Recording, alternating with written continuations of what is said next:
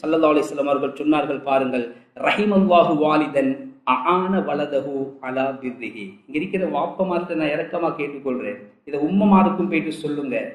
எங்கட பிள்ளைகள் எங்களுக்கு அநியாயம் செய்யற அளவுக்கு நடக்காமல் இருக்கின்ற உம்ம வாப்புக்கெல்லாம் ரஹ்மத் செய்யட்டும் துவா செஞ்சாங்க ஸல்லல்லாஹு அலைஹி வஸல்லம்.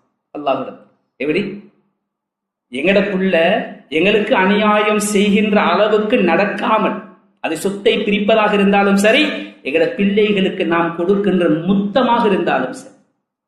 ஒரு சஹாபி வருகிறார், பார்க்கிறார், ஒரு குழந்தை வருகிறது. அந்த சஹாபி குழந்தை எடுத்து முத்தமிட்டு தன்னுடைய தொடையிலே அமர வைக்கிறார். இன்னும் ஒரு அதே அமைப்பில் ஒரு குழந்தை வருகிறது, அந்த குழந்தையை தூக்குகிறார், முத்தமிடாமல் காலிலே வைத்துக் கொள்கிறார். ஸல்லல்லாஹு அலைஹி வஸல்லம் எவ்வளவு துல்லியமாக தங்கள் தோழர்களை அந்த பாசறையிலே வளர்த்திருக்கிறார்கள் என்று பாருங்கள். பயான் நிகழ்ச்சி முடிந்ததற்கு பின்னால் அந்த சஹாபி வரவழைக்கப்படுகிறார். 2 பேரும் யாருடைய குழந்தை? என்னுடைய குழந்தை யார சூழல். ஒரு குழந்தைக்கு முத்தமிட்டதை கண்டேன், மறு குழந்தையை முத்தமிடாமல் வைத்ததை கண்டேன். இதற்கும் நீ அல்லாஹ்விடத்திலே பதில் சொல்லியாகவே. சில பேர பிள்ளைகளோடு அளவு கடந்த அன்பு, சில பேர பிள்ளைகள் வந்தால் தூக்கி எறிந்தால் மாதிரி வாடா போடா. ஒரு பிள்ளை தன்னுடைய தாய் தகப்பன் என்று இருக்கின்ற வரைக்கும் அவர்கள் எதை செய்தாலும் பொருட்படுத்த மாட்டான்.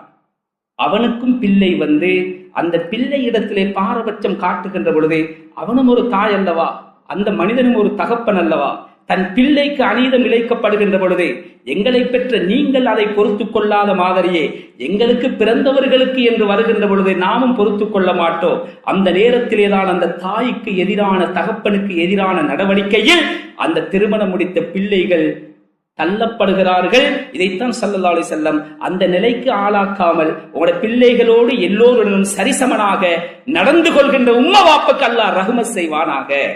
இந்த ஒரு சைடை மட்டும் பேசலார். உம்ம வாப்பமாராக மோசமானவர்களாக இருப்பார். அவர்களுக்கும் ஸல்லல்லாஹு அலைஹி வஸல்லம் இந்த விடயத்தை சொல்லியிருக்கிறார்களாக. கண்ணியமான கனவான்களை, குறுகிய காலம் உலகத்திலே வாழ்ந்து கொண்டிருக்கிறோம்.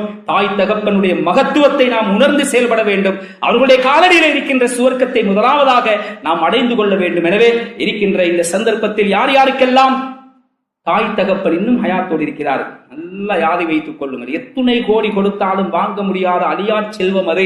அதை களங்கப்படுத்தி விடாதீர்கள், அசிங்கப்படுத்தி விடாதீர்கள். அவர்கள் எது செய்தாலும் பிரச்சனை கிடையாது. அல்லாஹ்வுடைய கட்டளை, அவர்களை நோவினைப்படுத்தாமல் நாம் எங்களுடைய எஞ்சிய காலத்தை கழிக்க நாம் உறுதி கொள்வோம். அல்லாஹ் சுப்ஹானஹு வ தஆலா அதற்காக நம் அனைவருக்கும் அருள் புரிவானாக.